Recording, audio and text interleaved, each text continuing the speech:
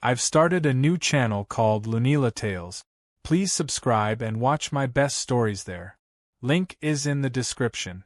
The sky above Titanus Prime cracked open with a thunderclap as if the universe itself had been split apart. Lightning ripped across the twin suns, purple and furious, casting shadows on the sprawling War Academy below. Out of the chaos descended a shuttle that looked too small, too fragile, too earth-made to belong here among towering spires forged from alien steel. The landing pad trembled as the hatch hissed open, and out stepped Jade Reyes, 5'4", clutching a backpack covered in faded mission patches and Earth stickers that read things like "Don't mess with Texas" and "Coffee first, questions later." Every alien eye locked on her tiny frame. A few snickered openly. Others whispered in languages that hissed and clicked, no doubt crafting insults faster than their translators could keep up. One of the reptilian recruits, scales gleaming under the twin suns, leaned to his friend and rumbled in perfect universal basic, "The meat sack has arrived." Jade sighed, rolling her shoulders like someone about to run a marathon while carrying groceries for a neighbor she didn't like. The air here was heavier than Earth's, thick with the smell of ozone and alien metallurgy, and she tried to ignore how the gravity made her legs feel like lead pipes. Titanus Prime was the deadliest military academy in 3 galaxies, and she, the lone Earthling, was going to be trained here alongside species bred for war. Somewhere behind the smirking faces of clawed, fanged, and chitin-armored cadets, she was sure someone had already started a betting pool on how fast she would quit or die. The head instructor, General Hrothgar, loomed above them all.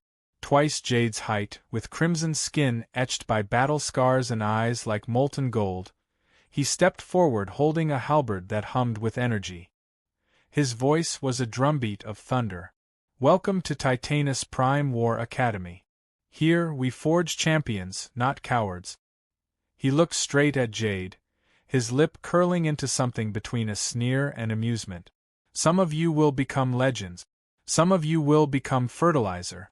The laughter rippled across the recruits, sharp and eager. Jade smiled back sweetly, then muttered just loud enough for the nearest aliens to hear, "Guess I better learn how to photosynthesize." A few snorts of amusement escaped the back row, quickly silenced by Hrothgar's glare. By afternoon they were herded toward the training grounds, a sprawling arena of jagged terrain, weapons racks, and drone turrets humming with lethal energy. Jade found herself staring at a 12-legged creature warming up by smashing boulders with its bare claws. The recruit next to her, a purple-skinned alien with 4 eyes, leaned down and whispered, "You sure you got off on the right planet, tiny human?" She grinned without looking at him. "Pretty sure. Earth Uber just takes you where it wants these days." The first combat drill was simple. Survive 5 minutes in the arena against drones programmed to simulate enemy soldiers. Simple for the others maybe.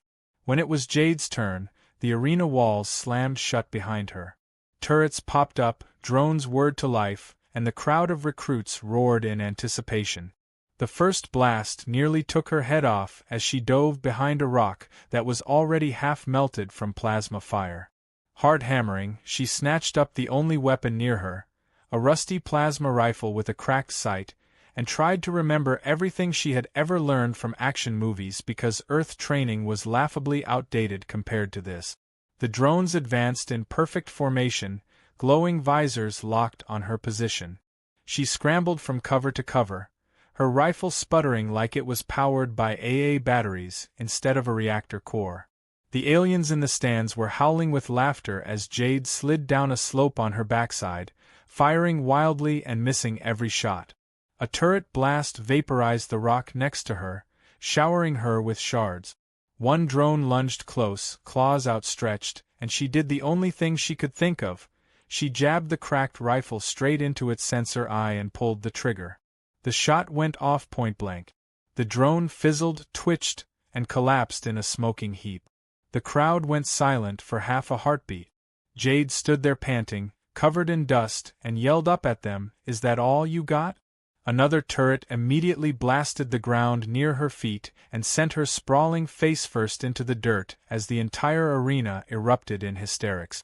By the end of the drill, she was bruised, limping, her helmet dented like someone had used it for batting practice, but somehow, miraculously, still alive. The scoreboards ranked her dead last. General Hrothgar stepped into the arena, shaking his head slowly. Perhaps Earthlings are only suited for farming their root vegetables. A ripple of laughter spread through the recruit. One called out, "Do you need a shovel, human?" Another added, "Maybe a sun hat for the fields." Jade forced a grin despite the sting in her ribs. Actually, potatoes are a complex agricultural product. You need intelligence to grow them. Guess I'm still ahead of you guys. The laughter stalled for a moment before roaring back even louder. That night in the mess hall, the alien recruits packed long tables while holographic screens replayed the day's highlights, pausing repeatedly on the moment Jade tripped over her own rifle. She sat with her tray of something labeled protein stew and endured the chorus of snickers around her. Overhead, recruits whispered about the upcoming War Games tournament, the biggest event of the Academy year. She caught fragments of conversation. Black Ops, Earth Legends, the Ghost Division. Took out an entire Zarkan fleet once. Thought they were myth. Jade stared into her stew, trying not to react. If they knew the truth about who she was, about who her father had been. No. Better to keep that secret for now. Across the hall, General Hrothgar smirked as he announced the War Games would begin in 3 days. Every recruit would fight. Every recruit would be judged. And this year, he added with a glance at Jade, we expect entertainment. She clenched her jaw as the room erupted in cheers. Let them laugh.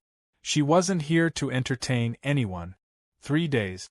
That was all the time she had to figure out how not to die in front of the entire Academy. The next morning began with the war drums of Titanus Prime echoing through the Academy grounds, a sound that was less about motivation and more about announcing the possibility of injury or accidental death before breakfast. Jade woke up in the barracks feeling like she had been run over by an entire herd of alien rhinos, but the loudspeaker left no room for excuses. All recruits to the central arena for War Games preparation. No exceptions. No mercy. The voice was unnecessarily cheerful, like an over-caffeinated drill sergeant reading a birthday card. Jade dragged herself out of bed, tugging on the Academy's standard-issue armor, which felt about 2 sizes too big for her. It was dented, scuffed, and clearly recycled from someone who had probably died wearing it. The helmet had a faint burn mark across the visor. Either they were short on supplies, or this was the Academy's subtle way of saying they had already measured her for a coffin. The training grounds were chaos. Alien cadets of every shape and size armed themselves with a dizzying array of high-tech weaponry, plasma rifles with targeting systems that could lock onto a mosquito in a hurricane, energy blades humming with lethal precision, even jetpacks with combat drones slaved to their users. Jade walked up to the armory desk and was handed a basic rifle with the enthusiasm of someone being handed a broom before a barn cleaning. "Is this the best you've got?" she asked the armory clerk, a cylindrical robot with glowing eyes and a voice like static over a bad radio channel. The robot tilted its head. "Oh no, tiny recruit. That is the advanced model. Advanced in the sense that it has fewer holes than the other one." Jade squinted at the rifle. "How many fewer?" "2," said the robot. "Congratulations. Try not to die." She slung the rifle over her shoulder and joined her assigned team, who were already glaring at her like she was the anchor about to sink their battleship. None of them looked thrilled about having the human recruit on board. One especially large warrior, with tusks curling out of his mouth like ivory scimitars, growled something about being doomed already. The War Games began with the first round, a capture-the-flag scenario across a battlefield riddled with drones, turrets, and environmental traps that looked suspiciously like they had been designed to void all insurance policies. Jade's team sprinted into the fray while she tried to keep up, the heavier gravity making every step feel like wading through wet cement. Almost immediately, things went wrong. One of her teammates triggered a proximity mine and was sent cartwheeling through the air in what would have been an impressive gymnastic routine if not for the screaming. Enemy drones descended in perfect formation, their weapons locking on. Jade took cover behind a rock already pitted with plasma burns, trying to aim her rifle while everyone shouted conflicting orders in languages she didn't even recognize. The enemy team moved like a single organism, flanking from 3 directions. Jade tried to remember her father's voice during the only combat advice he had ever given her back on Earth: when in doubt, break the rules and make it weird. So she did. Instead of holding her position like the others, she scrambled through the underbrush, circling wide around the enemy until she found their drone operator crouched behind a barricade, controlling the swarm through a wrist console. He was so focused on his drones he didn't see her coming until she jammed the butt of her rifle into his controls. Sparks flew. Half the drones in the sky immediately froze, spinning in place like confused insects. One crashed into another, and both exploded. Jade grinned in triumph right before a turret blast knocked her flat on her back and set her armor on fire. She rolled in the dirt to put it out, coughing and swearing while enemy soldiers roared with laughter. By the time she stumbled back to her feet, the round was over. Her team had lost badly. The scoreboard showed a humiliating 0 points for their side, while the enemy team celebrated like they had just conquered a planet. Back at the barracks, the ridicule was relentless. Someone passed around a holographic replay of Jade getting blasted into the dirt, adding dramatic music and slow motion for extra effect. Even her own teammates muttered about requesting a replacement before the next round. That night, while the others slept, Jade sat alone by the comm terminal cleaning her dented rifle. The screen crackled suddenly, and a coded message appeared in glowing blue letters. Hold out until day 3. Reinforcements inbound. She froze, heart hammering. The message vanished as quickly as it had come, leaving no trace. Reinforcements from where? From Earth, maybe from her father, but that was impossible. He was gone. Everyone said so. The next day brought more chaos. Rivalries flared between teams as sabotage rumors spread. Equipment malfunctioned mysteriously. One recruit swore someone had hacked the arena drones after they turned on their own side mid-battle. Jade kept her head down, avoiding fights in the mess hall where tempers ran hot and fists occasionally hotter thanks to built-in plasma knuckles some recruits used for arguments. She did, however, find an unlikely ally in Zilkir, a towering alien with 4 arms, a deep booming laugh, and the unfortunate tendency to break chairs just by sitting on them. He had watched her sabotage the drones during the first round and seemed impressed rather than amused. Not many humans would run toward the killing machines instead of away from them.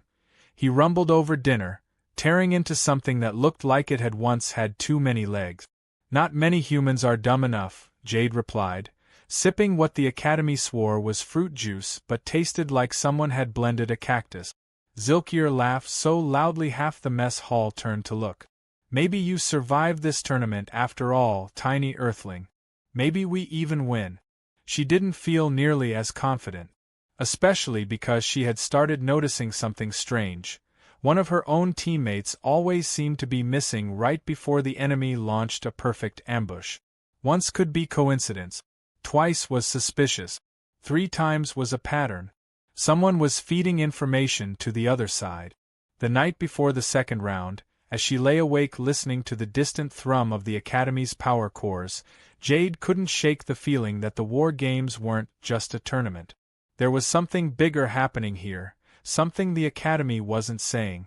And if the mysterious message was true, she had less than 2 days to figure out what before everything changed. The third day of the war games dawned with skies the color of molten metal as the twin suns climbed over Titanus Prime. The arena towers gleamed like blades under the orange light while sirens wailed across the Academy grounds calling every recruit to battle. Jade Reyes stood with her team at the edge of the war field, armor scorched from previous rounds, rifle patched together with what looked like duct tape and determination. She felt the heavy eyes of General Hrothgar watching from the command tower above, arms crossed, expression carved from stone. Every other recruit looked rested, armed with gleaming weapons and polished armor, while she looked like someone who had crawled through a scrapyard during a thunderstorm. The enemy team across the arena grinned when they saw her, already smelling another easy win. Jade could not stop thinking about the mysterious message she had received the night before. Hold out until day 3. Reinforcements inbound. She had reread those words in her head 100 times. Reinforcements from where Earth had no official presence here. And even if they did, the only person she could think of who would risk showing up was the one man she had not seen in years. The one man everyone believed was dead. Her father. The opening horn blared through the arena, cutting through her thoughts like a blade. The third round began. Drones rose from hidden platforms in swarms, turret towers unfolded like metallic giants, and holographic barriers shimmered to life, creating choke points and traps. Jade's team rushed forward, Zilkir charging ahead like a 4-armed battering ram while the rest provided cover fire. Jade followed close behind, firing at drones and ducking plasma bolts that scorched the ground around her. Something was different this time. The enemy team moved faster, hitting harder, as if someone had upgraded their weapons overnight. Jade felt the walls closing in as her team fell back toward a cluster of rocks, pinned down by turret fire from 3 sides. Above the roar of combat she heard the enemy commander laughing, a sound like gravel grinding under steel boot. The same laugh that had echoed through the mess hall when she tripped in the first round. Zilkir fought like a creature possessed, his 4 arms swinging twin rifles like toys, but even he was forced back under the onslaught.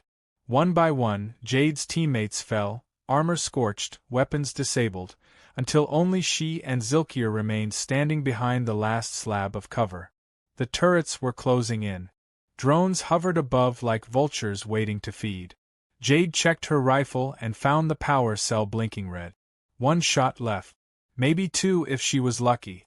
Zilkir gave her a grim look, tusked mouth curling in what might have been a smile or maybe just resignation.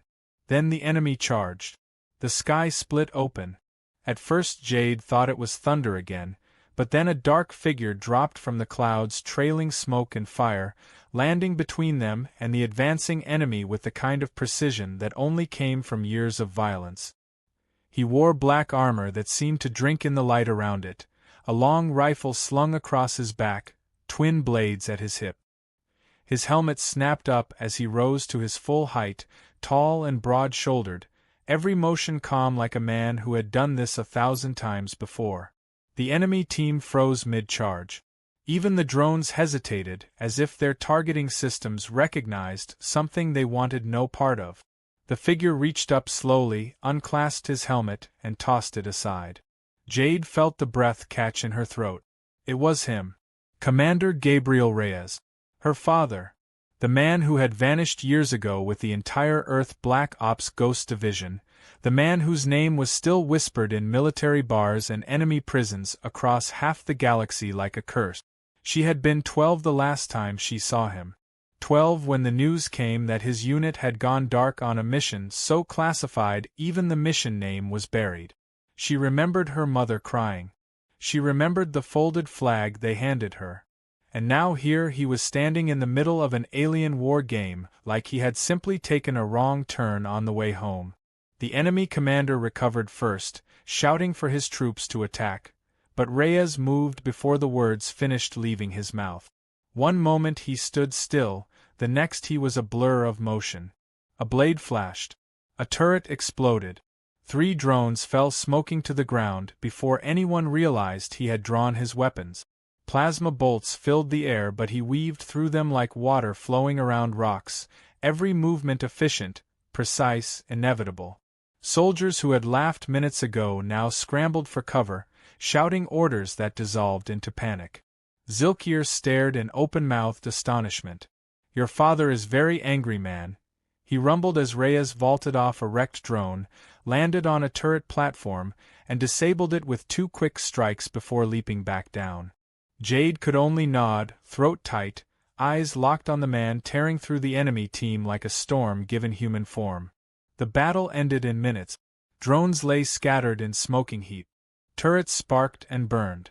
The enemy commander knelt on the ground clutching a broken weapon, helmet dented, pride shattered. The arena that had moments ago roared with cheers now echoed with silence broken only by the crackle of fires and the hum of disabled machines. Reyes turned slowly, scanning the field before his eyes landed on Jade. For a moment neither moved. Then he gave the smallest smile, the same one she remembered from late nights back on Earth, when he taught her how to fix old rifles in their garage, because he said a soldier should always know her tools. "Hi, kiddo," he said like they were meeting in a coffee shop instead of a smoking battlefield. Jade swallowed hard, suddenly aware of the hundreds of alien recruits watching from the stands, the rumors about the Ghost Division that had haunted military channels for years, the way General Hrothgar now leaned forward in the command tower, eyes burning with something between fury and fear. "You're supposed to be dead," she managed finally. Reyes shrugged, picking up a fallen enemy rifle and checking its sights like he had all the time in the world. "Yeah, I get that a lot." Above them the academy alarms blared again, but this time Jade felt the shift in the air, the unease rippling through the recruits and officers alike. Her father's arrival was not just unexpected. It was impossible, and everyone here knew it. The arena still smoked from the destruction as Commander Reyes stood there calmly, like he had not just taken apart an entire enemy team and half the academy's training equipment in under 5 minutes. Recruits whispered in the stands while General Hrothgar's eyes burned from the command tower above, his hands gripping the rail as if he could crush steel with sheer rage.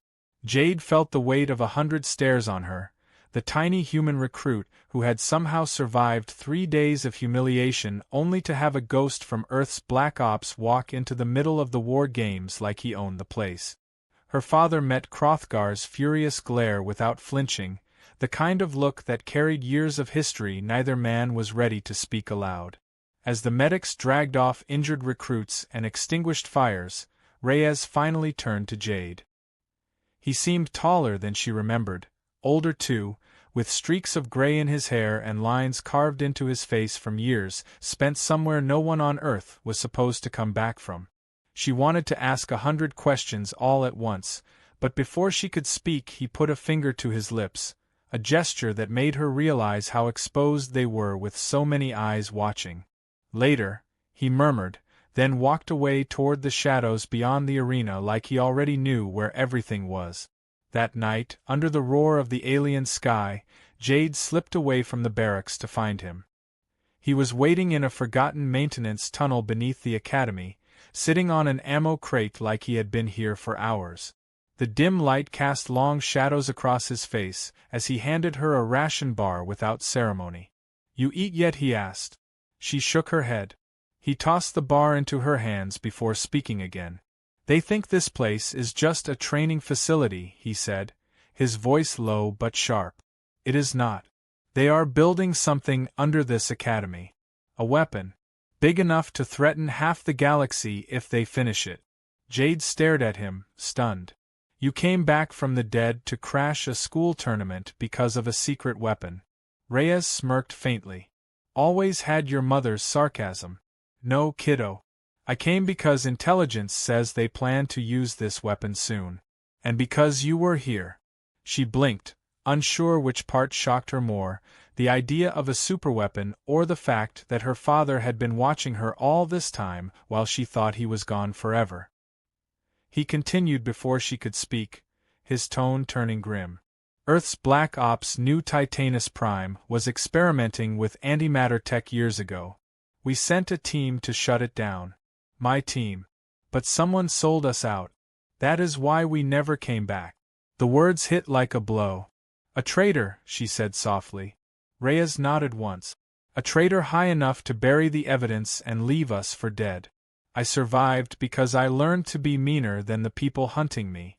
And now that same traitor is here. I have seen the signs." Before Jade could ask who, footsteps echoed through the tunnel. Zilkir emerged from the darkness, ducking under the low ceiling, his 4 arms holding a datapad almost comically small in his massive hands. He had overheard enough to look concerned, though his voice stayed even. "I found something, human. Or maybe I should say little commander." He handed the datapad to Reyes, who scanned it quickly, jaw tightening. "Blueprints," Reyes said grimly.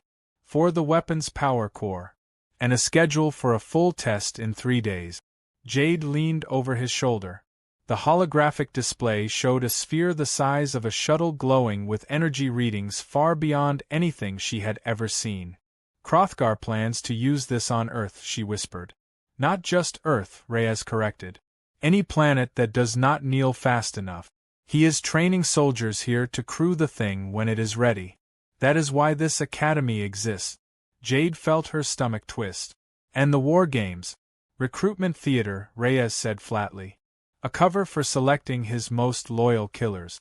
Zilkir rumbled low in his chest, the sound like distant thunder. "Then we stop it." Yes, the tiny human, the angry father, the handsome 4-armed warrior. "We make good team." Jade almost laughed despite the weight of everything.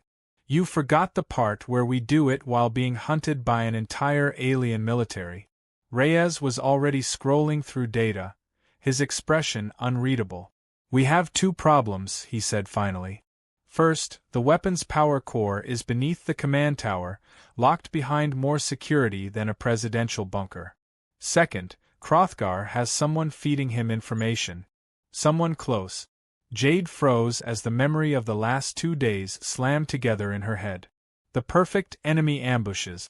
The teammate always missing before disaster struck. She had suspected sabotage, but not like this. "I think I know who it is," she said slowly. Reyes glanced up sharply. "One of my own teammates. Always disappears before we get hit. Always just happens to know when we change plans." Reyes cursed under his breath. "Then Hrothgar already knows I am here.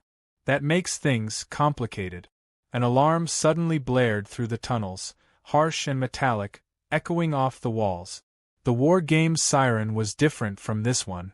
This was an alert for intruders. "They found us," Zilkir growled, gripping his rifles. Reyes grabbed Jade's shoulder, eyes burning with urgency. "They will come for you first. Hrothgar knows you are the only link to me." Jade felt fear crawl icy fingers down her spine but forced herself to stand straighter. "Then we beat him to his own weapon," she said. "We take it apart before he can use it." Reyes studied her for a long moment before a faint smile tugged at the corner of his mouth. "Your mother would have killed me for letting you talk like that." Heavy boots pounded closer through the tunnels. Zilkir cocked his rifles, tusked grin spreading wide. "I hope these soldiers stretch first. Hate when they pull muscles running to their doom." Reyes handed Jade a sidearm from under his coat, the grip worn from years of use. "Stay close, kiddo. This just turned into a war." The first squad of soldiers burst into the tunnel with rifles blazing, blue plasma bolts filling the air. Reyes moved like lightning, returning fire with surgical precision while Zilkir's heavy guns roared beside him. Jade crouched low, hard hammering, firing when she could, the sidearm kicking in her hands. The traitor had given them away. Hrothgar's entire army would be coming next. Somewhere above their heads, deep beneath the command tower, the weapon's core pulsed like a heartbeat counting down to something catastrophic. The arena still smoked from the destruction as Commander Reyes stood there calmly, like he had not just taken apart an entire enemy team and half the Academy's training equipment in under 5 minutes. Recruits whispered in the stands while General Hrothgar's eyes burned from the command tower above, his hands gripping the rail as if he could crush steel with sheer rage. Jade felt the weight of 100 stares on her, the tiny human recruit who had somehow survived 3 days of humiliation only to have a ghost from Earth's Black Ops walk into the middle of the war games like he owned the place.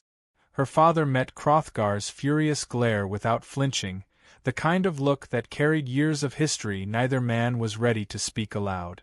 Smoke and fire rolled across the ruins of the command tower as the weapon's core pulsed louder and faster, a deep thrumming like the heartbeat of a dying god. The battle had shattered the Academy. Half the recruits lay unconscious or pinned under wreckage, the other half still fighting scattered squads of Hrothgar's loyalists. Jade stumbled through the chaos searching for her father, the air thick with dust and the smell of scorched metal. The sky above Titanus Prime was choked with smoke, blotting out the twin suns as if the world itself knew what was about to happen. She found Reyes near the base of the tower surrounded by the shattered remains of drones. He was bleeding from a cut across his forehead, his armor scorched, but he was still standing, still moving with the same cold precision as before. He was planting charges along the weapon's main power conduits, his hands steady even as the ground shook under artillery fire. Jade ran to him, heart pounding, nearly slipping on rubble as another explosion lit up the horizon. "You have to get out of here," she shouted over the roar. "The whole place is coming down." Reyes barely looked at her as he armed another charge. "Not yet. The core has a failsafe. Someone has to stay behind to trigger it manually or the chain reaction won't reach the main reactor." Jade froze, the meaning slamming into her like a physical blow. "You mean someone has to die here?" Reyes finally looked at her then, eyes calm despite the chaos. "Someone has to make sure this thing never fires." She shook her head violently. "No. We can find another way." "There isn't another way, kiddo," he said softly. "I've seen this kind of system before. They built it so no single mistake could destroy it by accident. The only way to stop it is from inside after the sequence starts." The realization hit her harder than any weapon could. He had come back from the dead only to leave again, this time for good. Around them the battle raged on. Zilkir and a handful of rebels fought like demons to keep Hrothgar's forces from breaking through, while the giant warlord himself bellowed orders from the far side of the ruins, his armor cracked but his fury undimmed. Jade grabbed her father's arm. "Then let me do it," she said fiercely. "I'm faster. I can reach the core before it goes critical. You can escape." Reyes smiled faintly, that same infuriating calm smile he always wore when he had already made up his mind. "Nice try. But you're going to live. You're going to lead." She wanted to argue, to scream, but the words stuck in her throat. He armed the last charge and handed her a small data chip, the detonator link glowing faintly. "Give this to Zilkir. When the countdown starts, he'll get you clear." Another explosion ripped through the side of the tower as Hrothgar himself stormed through the smoke, his halberd glowing with energy, eyes burning with hatred. Reyes pushed Jade back. "Go. I'll handle him." She hesitated one heartbeat too long, watching her father stride forward to meet the alien warlord in single combat. Hrothgar swung the halberd in a wide arc that would have cleaved a smaller man in two, but Reyes ducked under it, moving with the same terrifying precision he had shown in the arena. The two clashed amid the ruins, one a towering alien bred for war, the other a human ghost who refused to die. Sparks flew as blade met halberd, each strike echoing like thunder through the collapsing tower. Zilkir grabbed Jade by the shoulder, his massive frame scorched but unbowed. "We must go, tiny human. Your father fights for time, not for victory." But she could not move. She watched Reyes drive his blade into Hrothgar's armor even as the warlord slammed him back with a blow that would have broken stone. The detonator link in her hand beeped once. The charges were armed. The countdown had started. Zilkir scooped her up with one massive arm despite her protests and ran toward the evac skiff waiting beyond the battlefield. Around them the remaining rebels fell back, covering their retreat as the timer ticked down. Over the roar of engines and weapons Jade heard her father's voice one last time, carried through the comm link he had slipped into her pocket earlier. "You're stronger than I ever was, Jade. Led them well. And tell your mother I kept my promise." The line went silent as the evac skiff lifted off, engines screaming. From the air Jade saw Reyes break Hrothgar's halberd with a final strike before the warlord tackled him toward the glowing heart of the weapon. The timer hit 0. Light consumed the command tower. A single blinding pulse shot upward as the core went critical, swallowing everything in a roaring sphere of energy. The shockwave ripped through the academy, flattening walls, hurling debris for miles. The evac skiff bucked violently but held together as the pilot cursed in 3 languages and pulled them clear of the firestorm. When the smoke finally began to clear, half of Titanus Prime was a smoldering ruin.